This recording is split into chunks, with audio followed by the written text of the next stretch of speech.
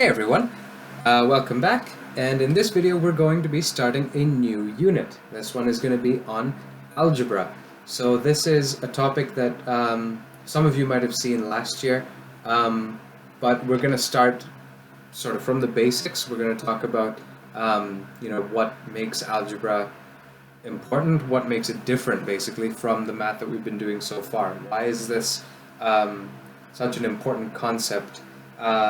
And things like that. As we get, more, once we get into more concepts later on in the unit, we'll get into some more complicated problems. But most of the units after this are going to involve a little bit of algebra, no matter what. Like it'll be a little bit inescapable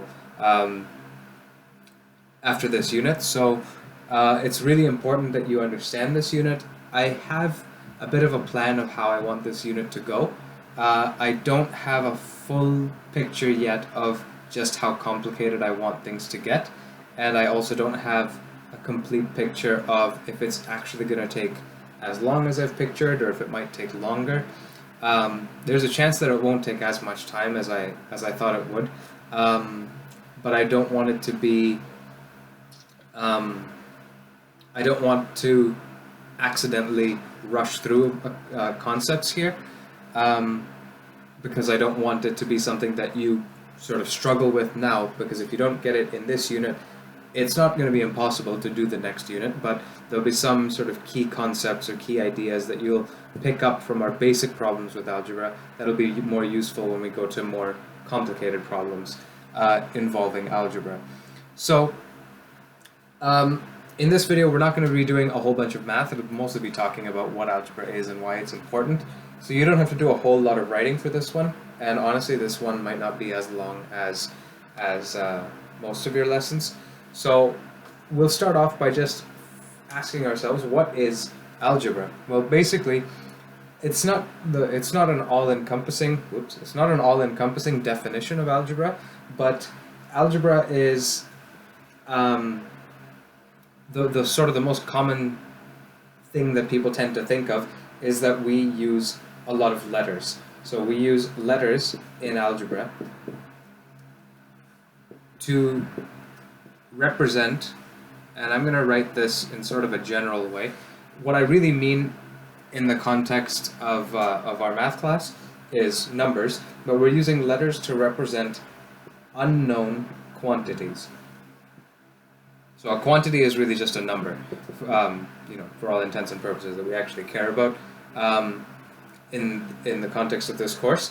So really it's just we're using letters instead of numbers, and they're going to take the place of the numbers that we would normally have in an equation. So sometimes it could be something simple. It could be 2 plus 3 equals something. And if you haven't figured out what 2 plus 3 is actually equal to, you give that answer a name. And the name that you give it is just a letter. So you'd write it as like 2 plus 3 equals x, for instance. And it's usually written as this sort of fancy curvy type of x, something like that, just to distinguish it from the multiplicative x. Some people tend to write x that way as a variable instead of as multiplication, and then they'll write multiplication as a dot instead of as an x, just so that they've got different symbols for different things. So it could be something simple, like it's just an equation of you're trying to find the sum of something or the product of something, and your final answer is the thing that you're looking for. And when you look at it like this, 2 plus 3 equals x doesn't look very different from the types of questions that we've done before, where it's like 2 plus 3 equals, you put a box, you could put a question mark, you could just leave it blank. It doesn't look very different from things like that. So what really sets this apart? We know we're using letters to represent an unknown quantity,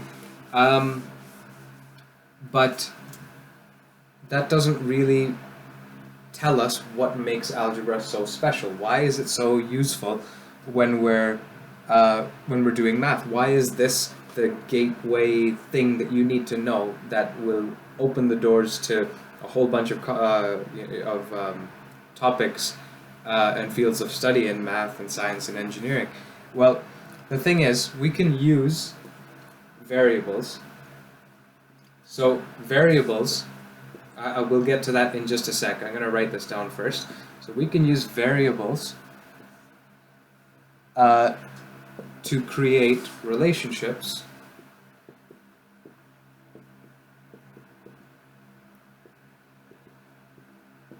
between different quantities.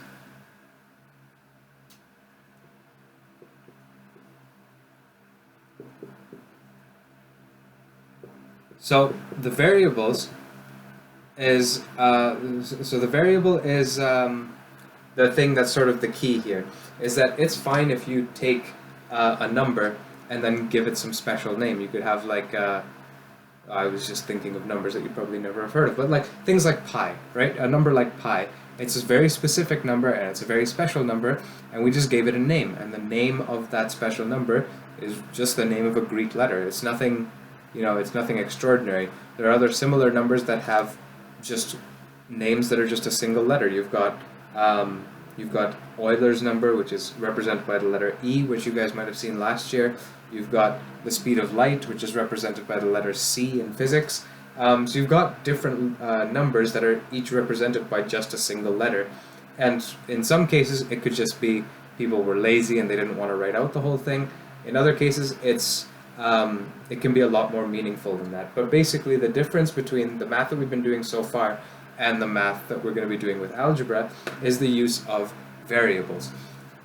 Because if I write something like x plus 3 equals 5, that's not particularly useful in a super simple example like this one. You could figure out, sort of by trial and error or by staring at it, what x has to be equal to in order for this thing to be true. You could rearrange this equation and get x is equal to 5 minus 3 to get an answer of 2, which would tell you that x must be equal to 2. So you can play around with the equations, you can move numbers around, you can move letters around, and you can treat the letters basically like numbers. They can be multiplied together, they can be divided, you could square them, you could square root them, you can add, subtract, all the things that we can do with normal numbers, we can do the same thing with variables. The thing with variables is we use them to represent a number, and usually, I mean obviously with the exception of things like the speed of light and stuff, those things are represented by letters, but they're not variables. We'll get to that shortly. If you're using a letter to represent a number that you don't know, then it's a variable. So that would be something like if you've got, so sort of like when we were working with exponents and logarithms and things like that, it's one thing to write down 2 cubed is equal to x. Well, you can just go ahead and calculate 2 cubed quite easily, and you'll get x must be equal to 8. You could just get that answer. But when we were trying to figure out, okay, what does the exponent have to be, it became a lot more difficult to actually write it down, right? We had to come up with a whole new notation. We had to write the logarithm of something is equal to something else, and we had to figure out a whole new way to write it down, just because we were avoiding using letters at the time. But you could have just as easily written 2 to the exponent x. Basically, this used to be what we were writing question marks for. 2 to the exponent x is equal to 8. Something like that. And you could figure out what x has to be. Now, the way that you would figure out what it is using logarithms, like we talked about in the last unit. But you could also have something like the square root of x is equal to 16. And let's say you have no idea what number gives you a square root of 16. Now, because we've talked about this so much from our previous unit, you might see, okay, up here x has to be 3. 2 cubed is 8, therefore x must be 3. 16 squared is 256. The square root of 256 is 16. So you might be looking at some of these and thinking, well, I just know the answer to all of those. Why would you write it this way? But if you just tweak it a little bit, what if I made it 16.12 or something like that? Now it's not as obvious what our answer over here is. But sometimes, depending on the context of the problem that you're working with, you don't actually care what that number is, what that number is actually equal to. A number whose square root is going to equal 16.12, so you can represent it with a letter. That's not the best way of explaining it, because that's sort of just, that just makes it sound like you're too lazy to calculate what 16.12 squared is to figure out what x has to be. But sometimes it's done because it's simply not important, or it's a number that you're going to end up dividing out later and you're multiplying it in right now. There's lots of reasons why you could, for the sake of saving a little bit of time, just give it a name that's just some letter. It's a number that you're going to figure out a little bit later, but first you want to do something else with it. There's a whole lot of reasons that you could be using it in these simple examples, but the problem with using variables in these simpler questions is that it's really hard to justify why we're using them. So it's hard to sit here and write down, you know, for me, from my end, for me to write down 3 minus x equals 2, it's hard for me to sit here and justify why you would write down x instead of just maybe playing around with the numbers or staring at it long enough to get a solution. But that's going to lead into the next thing that is important with variables. So before, up until just now, we've been talking about variables as representing an unknown quantity. So sometimes it's as simple as, you know, the square root of x is equal to 16.12, and you just simply don't know what number fits the bill such that its square root is going to equal 16.12. So this is an example of using a variable to represent an unknown quantity. Sometimes you could use a variable to represent a collection of answers. You could have you know, more than one possible answer for a problem, and so you could use a letter to represent, well, it could be any of those possibilities, and here's how this possibility will relate to that one. There's a whole bunch of different things you can do with it simply by having an unknown number, an unknown quantity, somewhere in your equation. The other thing that I wanted to get to that's sort of more useful is using variables to create relationships between different quantities. So it's all well and good to sit here and say, okay, 5x is equal to 20. If there's no operation in the middle, that means multiplication. So this thing here means 5 times x. And you can probably see now, because of the fact that I'm using x here, this multiplication sign is suddenly a little bit more confusing than it used to be. If this x was simply a number, or basically any other letter, the x wouldn't have been quite as confusing. But because we've started mixing letters into the math, this thing is getting a little bit confusing. So that's why some people will put a dot, or they just won't put any operation at all. So they'll just stick the 5 and the x together, and that means multiplication. Now, you could take an equation like this one and figure out what x is equal to. Or you could take an equation like this one and figure out what x is equal to. Or you could take an equation like this one and figure out what x is equal to. With these simple examples, it's a little bit difficult to justify why something like this would be useful. But because there's so much more we can do with these variables, that's what sort of sets it apart from the math that we've been doing now. And I'll start by going over something that we've seen before. When we were talking about logarithms, I was writing out the logarithm rules in a way that was similar to this. I'm going to write it slightly differently right now from the way that we wrote it before. But you should remember this logarithm rule from our previous unit.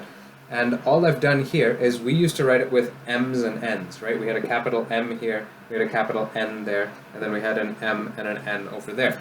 So all I've done is I've replaced those with x's and y's. Here's where variables are important. This a over here can be basically anything. This x in here can be basically anything. This y in here can be basically anything. Now, obviously, with some functions and with some operations and things, there are certain numbers that aren't allowed. So for now, don't worry too much about, oh, well, what if I plugged in, negative 10,000, what's that going to do to my answer? Don't worry about that for now, because logarithms aren't necessarily the best function to sort of think about that with. But basically, we can use these variables to represent a relationship between these different numbers, really, right? Because logarithm base a of x, from our last unit, we saw the answer to this is just some number. The answer to this thing is just some number, and the answer to that thing is just some number. This could have been a 2, this could have been a 3, this could have been a 5, and we get 2 plus 3 equals 5. Nothing unusual there. But the neat thing is that if you plug in a number for x here, and you plug in the same number for x in that answer over there, you plug in some other number, or the same number for y here, you plug in that number for y over there, and you plug in the same base a down here, this relationship will always be true. And so that's the thing that's neat with variables, is that you can express relationships between variables and numbers, or variables and other variables, just using equations that are filled with letters.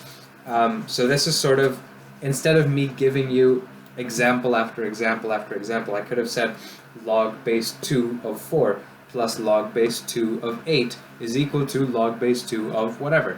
I could have gone that way, or I could have, I do log base 2 of this and log base 2 of that, and then I do another example that's log base 3 of this and log base 3 of that equals something else, and I could do log base 10 of something and log base 10 of something else, and just do a whole bunch of examples so that you can see that the pattern is true.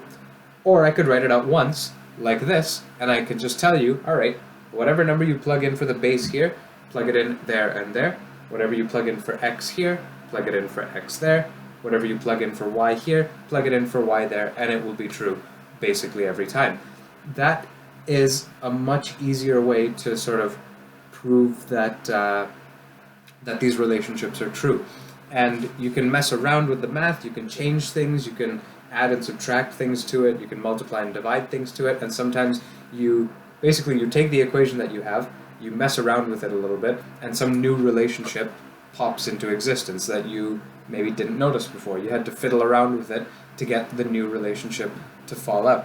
So an example of that I just want to talk about before we get to the end of today's lesson. Like I said, we're not really doing math today, we're just talking about using these letters and stuff. Actually, before I get to that example, I'm going to do sort of a bit of a rewind to last year when we were talking about quadratics, and we would have equations like this. You could have something like this, and you get an answer of, let's put 0 there. You could have something like this, and you want, let's make this a minus sign. I'm thinking too hard about this, but don't really worry about what's actually written here. This is a relationship between the variable x, which shows up in more than one place, and these other numbers that it's stuck with. This equation, if you rearrange it and you shake the equation until something else falls out, you'll get that x is equal to some number. And in some cases, and a lot of cases actually, for dealing with these quadratic equations that some of you saw last year, you'll get two different answers that work equally well in the equation. So there isn't just one right answer, right? Sometimes we had things like 2 plus 3 equals x, like what we were talking about at the beginning. There's only one right answer, so it doesn't seem reasonable to use a variable to represent that answer. You might as well just go ahead and calculate that answer if you have all the information. But what if you didn't know what you were adding to 2? Then suddenly over here, this could be a whole new variable, because you need to know what x is in order to know what y is, or you need to know what y is so that you can figure out what x has to be to make that true. Or it could be something like the square root of, 196. You could call that x, not because it's impossible to calculate, but you could sort of justify using x as your answer here, because there are two different numbers that fit the bill. Remember, for squares there's a positive answer and a negative answer. Or you could say the square root of some number that's been squared, so some perfect square. So x squared, and you take the square root of that, is always going to be positive x or negative x. This is basically what we were talking about before, that if x is 14, then 14 squared is 196 on this side, and your answer is going to be positive or negative 14. And it works for every number. You could put in a 1, you could put in a 10, you could put in a 15, you could put in negative 3, you could put in pi. All of those things would work. Whatever you plug in here, as long as you square it and square root it, you'll get a positive answer and a negative answer. So this way, we've described another sort of rule, a rule of square roots that before we were really only getting by doing a whole bunch of examples, right? We did 3 squared, and we got 9, and we got negative 3 squared, and we got 9. And so we just did a few examples to prove that if you take the square root of a number, there's a positive answer and a negative answer, right? It took a lot of work to go through those examples at the time, but now once we get a little bit more comfortable with variables, we'll start expressing those rules just using letters, and it'll be your job to take that equation that's full of letters and plug in the appropriate numbers to get the answer to whatever problem you're working on. Now, I know this video must be a little bit, all over the place, the way some of them have been a little bit before. Like when we were talking about square roots and cube roots the first time, we weren't really doing a whole bunch of math with it. I was just sort of throwing facts about square roots and cube roots at you. So I know this video has been a little bit of the same thing, and it's a little bit hard to do a math lesson without doing math in the video, but also not being able to talk to you about, what your thoughts are. What do you know about it? What do you not know about it? Do you have any questions? Is there something specific you want to see? When was a time that you've encountered this kind of thing in your life? So last year when I was with you guys, that would be the way that I would have introduced this type of unit. Now it's a little bit different, so I'm trying to sort of give you a little bit of insight into why it's useful, and then we're not really going to care about why it's useful after this. It'll end up popping up in some of the examples that we do, but it might not be immediately evident why some of the math that we're doing is useful in everyday life. But one thing I want to talk about, and we'll probably end with this because I don't want to make a super long video where we're not doing any math. So we'll end off with this. You guys have seen this equation before. Most people have seen this equation before. E equals mc squared. Everybody's seen it. Not everybody knows what it means. Basically, this is one of Einstein's, sort of brainchilds, one of his gems of the things he figured out. Here, the E stands for energy. The M stands for mass. And C stands for the speed of light. Now, you don't need to actually keep track of these things. This isn't our science class. This isn't a physics lesson. But what I'm getting at here is that the energy of an object isn't something that's constant, right? You could even be talking about like yourself. You could feel more energetic or less energetic. You could, eat more food. You'll have more energy stored within you to use at a later time. Now, obviously, that's not exactly how the energy in this type of equation would work. Just you feeling energetic doesn't have anything to do with it. Mass isn't a definite thing for even for you. You eat a little bit of food, you've gained a little bit of mass. You exercise, you start burning fat, or you start burning calories, things like that. And your mass and your energy will change. Those kinds of things will change. It's not fixed values. The energy that's stored in a light bulb or in a rod of uranium, those kinds of things change. They're not set in stone quantities. These two numbers, with these two letters, are representing numbers that can change. If this E is some number, this M is going to be some other number, and the way that they're related is that if you take the number for your mass, let's say 1 kilogram of matter, if you took 1 kilogram of matter and you multiplied it by the square of the speed of light, so the speed of light times the speed of light times your 1 kilogram, that'll spit out some equivalent amount of energy. Don't read too much into the equation just yet, because that's not the central focus here. The focus of this equation right now is if I get rid of all the stuff that I've written around it. So we have energy, we have mass, and we have the speed of light. Those are the three sort of components to this equation.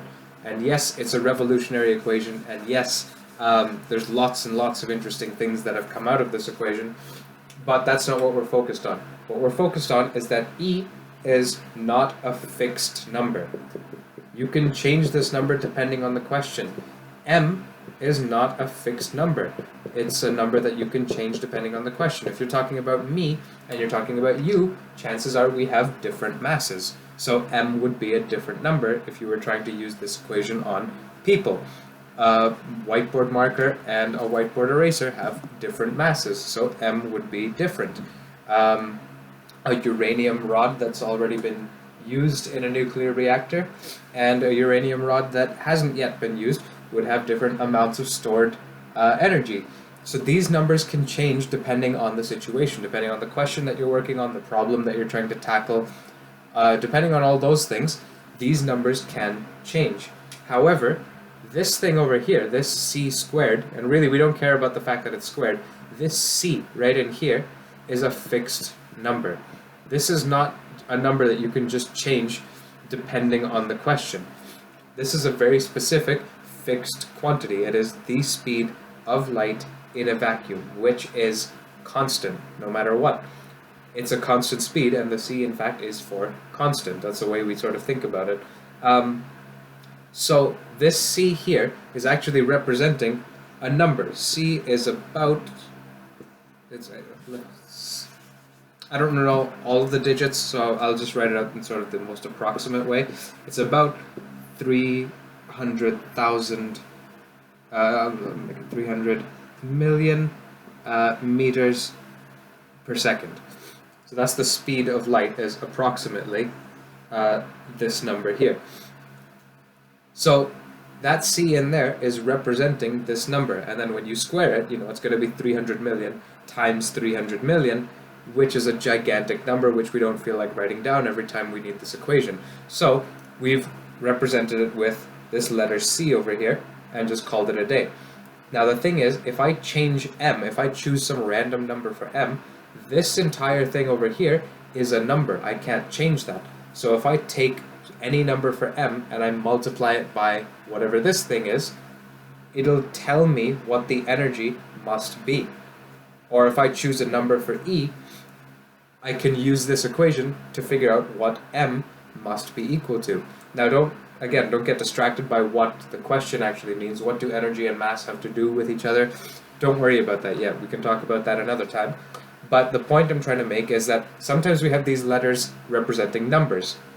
You could say that this is just people being lazy. We don't feel like writing out the speed of light or the speed of light squared every time we want to use this equation, so we made it a letter. Maybe we didn't want to actually calculate what that number is. You don't want to, if you don't know the speed of light exactly, maybe you don't care to look it up, so you don't care to find the speed of light squared as precisely as you could, so you just write down c squared and you call it a day. We write down pi without writing down exactly, as however many digits we know of. That would be a really long process.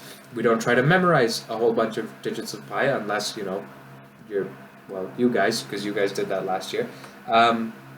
We don't try to memorize the first, 150 digits of pi just so that we can do calculations involving pi. We just sort of simplify our lives. We use approximate numbers, and it sort of gets the job done. So sometimes with things like this c over here, it's out of laziness or out of convenience that we are using a letter. But then other times, like with this m and with this e, these are variables. These are representing unknown quantities, or two quantities that are related. So maybe you know the mass of an object, and you don't know the energy of that same object. You could describe that E is an unknown quantity because you haven't figured out what it is yet. Or you could think of this as, because E and M are related through this equation, if you know one of them, you can figure out the other one. And so that's sort of the beauty of working with algebra, is that when we're working with just numbers, there isn't a whole lot of information that you can really get aside from the final answer. You're dealing with a couple of whole numbers, or a couple of fractions, or a couple of decimals, or whatever, and you're just adding, subtracting, multiplying, dividing, squaring, whatever. We're just doing some basic operations to a couple of numbers, and it's spitting out an answer. There's usually only one right answer, sometimes there's two, but other than that, not really. There's a couple of right ways to get there, there's a lot of wrong ways to get there. It doesn't lead you to, it doesn't necessarily lead to any groundbreaking new ideas, because it's just, 2 plus 3 is going to be 5 no matter how you get there. Right? There'll be some easy ways to get there, and there'll be some really complicated ways to get there. But then with equations like this, you can play around with the equations and get new relationships to sort of come from them. And so that's something that we'll possibly explore at another time, but we'll try and keep things simple in the next couple of videos. We'll just go through how can we use letters to get mathematical information out of a problem. So, we'll be taking problems where we want to figure out what number a given letter is representing. So things like that are the things we'll focus on. My apologies if this video seemed a little bit all over the place or a little bit useless. I just didn't want us to jump right into the math of algebra without me trying to give you a little bit of a motivation for why we use it, why it's important. I definitely could have explained it better, but I hope you guys have a little bit of an idea at least of how this is different from the type of math that we've been doing thus far. As always, if you guys have any questions, get in touch with me. And if you want, if you want to know more about like this E equals MC squared stuff, things like that, that's my jam. So let me know if that's something you're interested in. Otherwise, we'll stick to the math. We'll go right back to the basics of algebra, and we will spend our unit working with problems that involve one variable, some problems that involve two variables, and then we'll get into some more fun stuff in the next unit. But yeah, so that's about it for our intro to algebra. We'll get into the actual math next time. So if I don't hear from you guys, I will see you all in the next video. Have a good one.